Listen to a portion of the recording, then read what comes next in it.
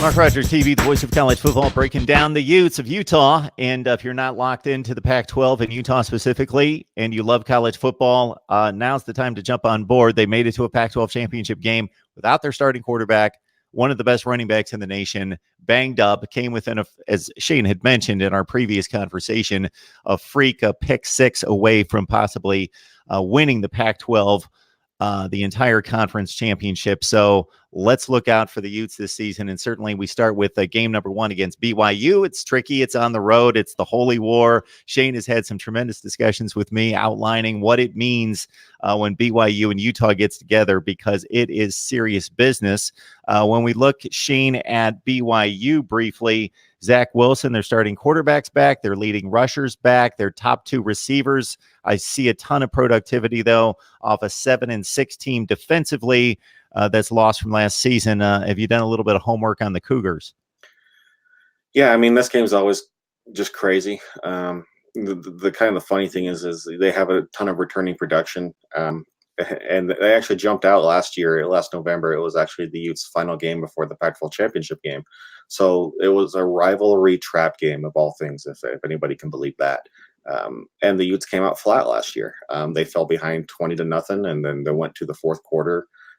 Actually going into the last few minutes of the third quarter, down 27-7. They scored a touchdown to get to 27-14 going into the fourth. And then they just kind of rolled from there, eventually, beating BYU. So it took about a quarter and a half for the Utes to really beat them.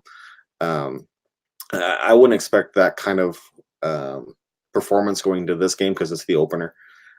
This is kind of something they've had their eyes on, obviously, since the offseason started last year. With BYU, you have a young, talented quarterback, a ton of hype around him. Don't get me wrong, he's very talented, but he hasn't, outside of going, having I think he went 18 for 18 in a bowl game against Western Michigan, which is hard against anybody. But he's still a sophomore, so that program has a lot to prove for me. At least on offense. I just don't see them being able to get a lot of yards and a lot of points against the Utah defense, especially the speed and the depth that Utah will have on the field this coming Thursday night. On defense, they're pretty stout. They have a stud defensive lineman, Kairos Tonga, who's actually going to be a Ute, and he actually ended up down south in Provo. He's a handful. He'll command a ton of attention. But overall, I just don't see BYU being able to match up with Utah on the outside, specifically at wide receiver. And then Utah's running back core, Zach Moss has been, he's the star. But they actually have a really, really deep group of running backs, including a freshman running back, Jordan Wilmore. People are very excited to see him. He actually decommitted from USC to come to Utah. And I wouldn't be surprised to see him get a ton of run against BYU. And the kind of strange thing about this game is, it's hyped up very heavily around here, as it should be. But if it's much more important to BYU to win this game than Utah, because it kind of makes or breaks their season with Utah. So if we lose, it will suck because it kind of could derail some, national conversation. But at the end of the day, if we win the Pac-12 and go to the Rose Bowl, this will just be a blip on the radar.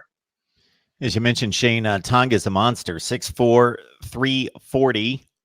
And I'm looking at the national defensive and offensive rankings from last year. Ironically, the offense ranked between 79th and 101 in all the yardage and points categories, but all those guys are pretty much 20th and 30th nationally, points, yardage, pass, run, but most of those guys are being lost.